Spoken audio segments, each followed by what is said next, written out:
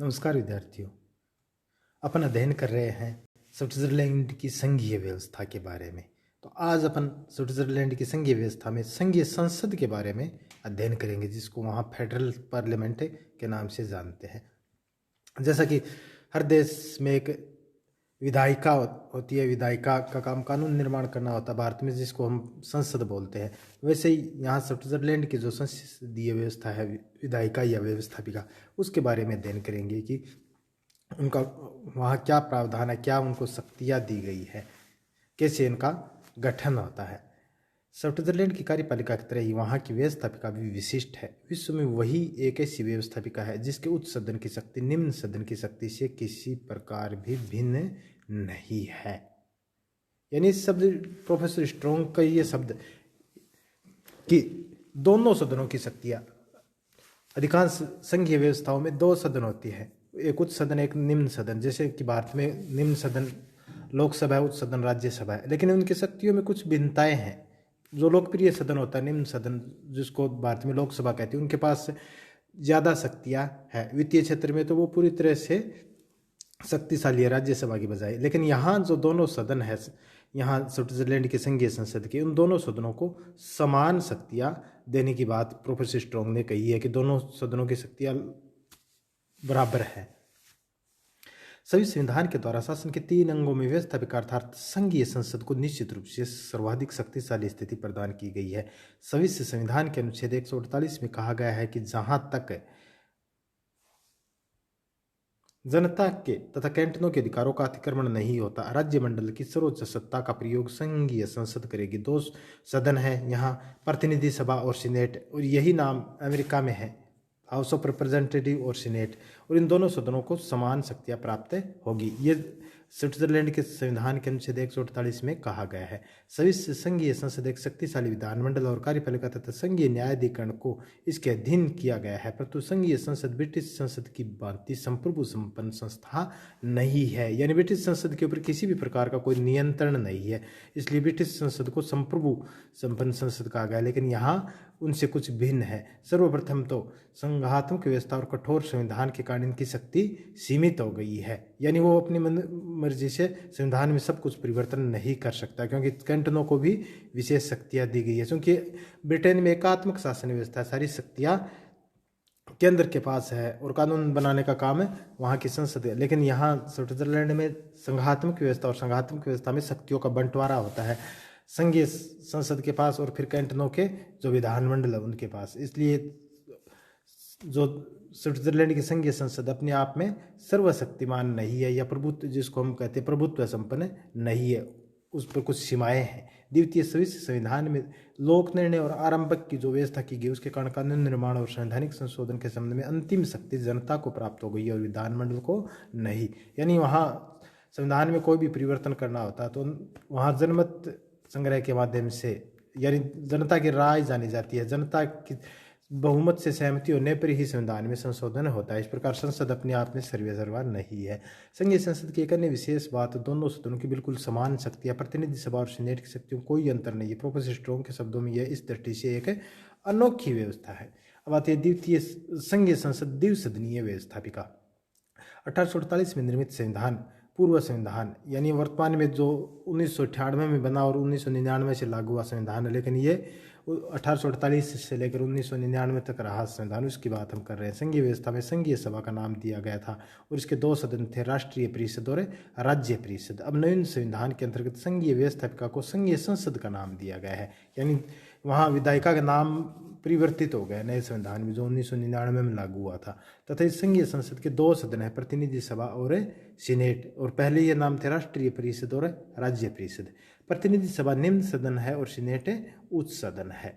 हालांकि नाम से निम्न सदन या उच्च सदन से यहाँ ये तात्पर्य नहीं है कि प्रतिनिधि सभा निम्न सदन होने के कारण उनके पास शक्तियाँ कम है। यहाँ संविधान में उनको शक्तियाँ बराबर दी गई है। अब इनका गठन कैसे होता है? संविधान के अनुसार प्रतिनिधि सभा के सदस्यों की संख्या 2 से होगी। प्रत्येक कैंटन एक निर्वाचकीय जिला होगा तथा प्रत्येक कैंटन के द्वारा अपनी जनसंख्या के आधार पर प्रतिनिधि प्रतिनिधि सभा में भेजी जाती है। यानी जो बड़े कैंटन है वहाँ ज़्यादा प्रतिनिधि भेजे जाती है, छोटे कैंटन जनसंख्या के आधार पर जो निम्न सदन है उसका प्रतिनिधित्व किया गया है। और जो उच्च सदन है जिसको सीनेट कहती है वहाँ प्रतिनिधित्व सभी कैंटनों का बराबर है। इसके साथ ही प्रत्येक कैंटन को कम से कम एक प्रतिनिधि सभा में अवश्य होगा, यानी कितना ही छोटा कैंटन हो एक कम से कम एक प्रतिनिधि निश्चित रूप से जाएगा। जनसंख्या के आधार पर प्रतिनिधित्व की व्यवस्था होने के कारण बर्न और जूरिच जैसे बड़े कैंटनों के द्वारा प्रतिनिधि सभा में क्रमशः 32 और 31 प्रतिनिधि भेजे जाते हैं, लेकिन उरियो जैसे कैंटन का प्रतिनिधि सभा में केवल एक ही प्रतिनिधि भेजा जाता है, यानी वो एक छोटा सा कैंटन है। प्रति 4 वर्ष के पश्चात प्रतिनिधि सभा के चुनाव होते हैं। जैसे भारत में लोकसभा के चुनाव 5 वर्ष से होते हैं, वहाँ यहाँ प्रतिनिधि सभा के चुनाव प्रत्येक 4 वर्ष से होते हैं। अब चुनाव की प्रणाली, स्विट्जरलैंड में 18 वर्ष से अधिक आयु के प्रत्येक नागरिक को मताधिकार है, तथा विशेष बात यह है कि इस प्रत्येक स्विस नागरिक जिसे मताधिकार प्राप्त है प्रतिनिधि सभा संघीय सरकार या संघीय सर्वोच्च न्यायालय की सदस्यता प्राप्त कर सकता है। इस संबंध में प्रतिबंध यह है कि वह एक समय पर प्रतिनिधि सभा सीनेट संघीय सरकार या संघीय सर्वोच्च न्यायालय में किसी एक संस्था की सदस्यता प्राप्त नहीं कर सकता। इसके साथ ही पादरी और संघीय सरकार के कर्मचारी भी प्रतिनिधि सभा का चुनाव नहीं लड़ सकते। प्रतिनिधि सभा के चुनाव प्रत्यक्ष रूप से वैश्विक मताधिकार, गुप्त मतदान और आनुपातिक प्रतिनिधित्व की प्रणाली के आधार पर होता है, यानी जनता सीधे उनको निर्वाचित करती है प्रत्यक्ष रूप से। दूसरा सदन है सीनेट। अब सीनेट का गठन, सीनेट के सदस्यों की संख्या 46 है। अपन पहले ही पढ़ चुके हैं कि 20 पूर्ण कैंटन और 6 अर्ध कैंटन है।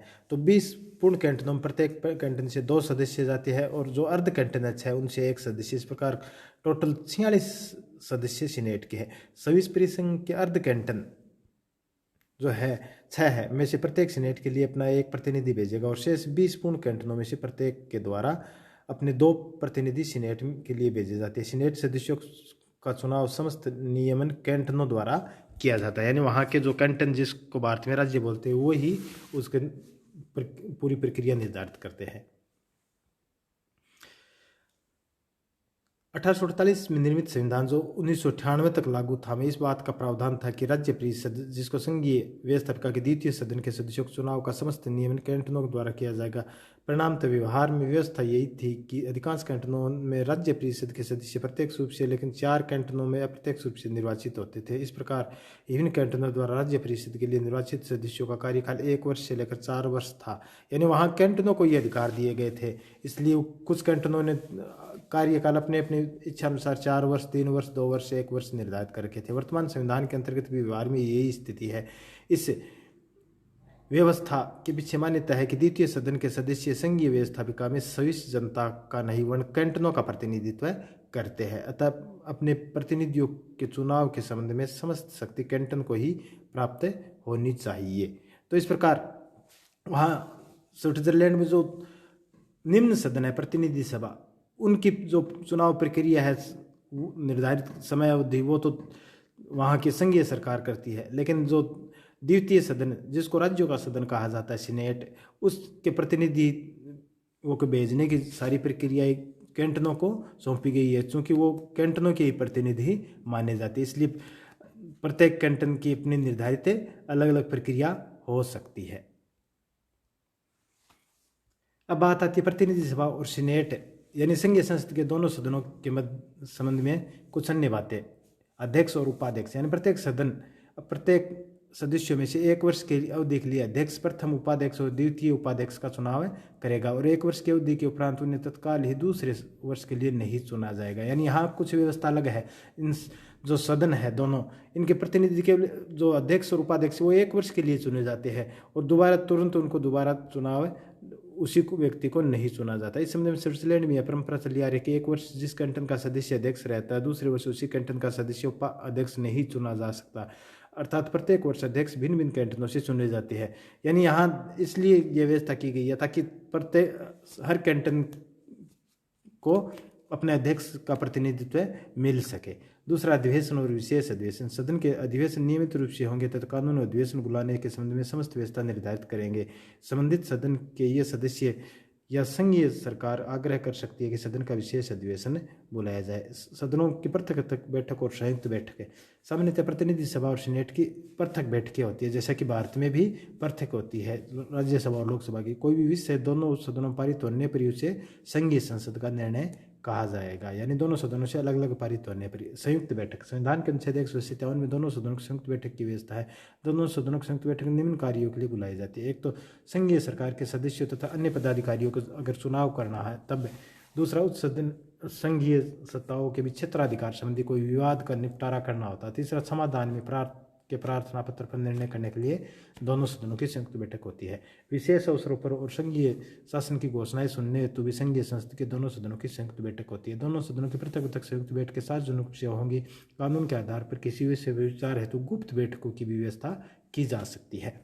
गणपूर्ति और निर्णय प्रक्रिया। गणपूर्ति का अर्थ होता है कि सभा की बैठक के लिए न्यूनतम सदस्य संख्या कितनी होनी चाहिए। जैसा कि भारत में ज़्यादातर जैसे संसद में है, विधानमंडलों में, सभाओं में है, तो वहाँ 1/10 यानी कम से कम 10% सदस्य उपस्थित होते हैं, तभी बैठक शुरू होती है। तो गणपूर्ति के लिए सदन के बहुमत सदस्यों की उपस्थिति आवश्यक होती है। दोनों सदनों की पृथक पृथक बैठकों में और दोनों सदनों की संयुक्त बैठकों में भी निर्णय मतदान में भाग लेने वाले सदस्यों के बहुमत से होंगे। लेकिन संयुक्त बैठक में निम्न विषय पर निर्णय के लिए दोनों सदनों का अलग अलग बहुमत आवश्यक है। किन्हीं संघीय कानूनों को अत्यावश्यक घोषित करने हेतु एकमुश्त 20 मिलियन फ्रैंक के खर्च की स्वीकृति देने हेतु या 2 मिलियन स्विस फ्रैंक से अधिक आवर्तक व्यय की स्वीकृति हेतु और अनुच्छेद 126(3) के अधीन विशेष भुगतान आवश्यकता को दृष्टि में रखते हुए समस्त व्यय की वृद्धि हेतु। इसके अलावा संसदीय आयोग, संसदीय वर्ग और संसदीय सेवाओं की व्यवस्था भी वहाँ की गई है। संसद अपना कार्य सुचारू रूप से कर सके, इसके लिए अनुच्छेद 153 में संसदीय आयोग, अनुच्छेद 154 में संसदीय वर्ग और अनुच्छेद 155 में संसदीय सेवाओं की व्यवस्था की गई है। अनुच्छेद 153 के अनुसार प्रत्येक सदन अपने सदस्यों में से एक संसदीय आयोग नियुक्त कर सकेगा। उसे विधायी प्रकृति के कार्यों के अतिरिक्त अन्य किसी कार्य सौंपे जा सकते हैं, अतिरिक्त अन्य कार्य भी सौंपे जा सकते हैं। इसी प्रकार संघीय संसद के सदस्य किन्हीं कार्यों के संपादन हेतु अपने सदस्यों में से संसदीय वर्ग बना सकते हैं तथा संसद के कार्यों के संपादन में सहायता देने हेतु संसदीय सेवाएं होगी। संघीय संसद की कार्यप्रणाली की विशेष बात यह है कि संघीय संसद की कार्यवाही का प्रत्येक प्रलेख जर्मन, फ्रेंच, इटालियन, रोमांच चारों ही भाषाओं में प्रकाशित होता है। अपने पहले ही अध्ययन कर चुके हैं कि ये बहुसंस्कृति और बहुभाषाई देश है, तो यहाँ 4 भाषाओं को राष्ट्रीय भाषा, राजभाषा का दर्जा दिया गया और हर कार्य चारों भाषाओं में होता है। तो इस प्रकार स्विट्जरलैंड की संघीय संसद एक अनोखी संसद है जहां दोनों सदनों को समान शक्तियां प्राप्त है। कैंटनों को कुछ विशेष अधिकार है। 4 भाषाओं का संसद में प्रयोग किया जाता है संसदीय कार्य हेतु। तो आज बस इतना ही। धन्यवाद।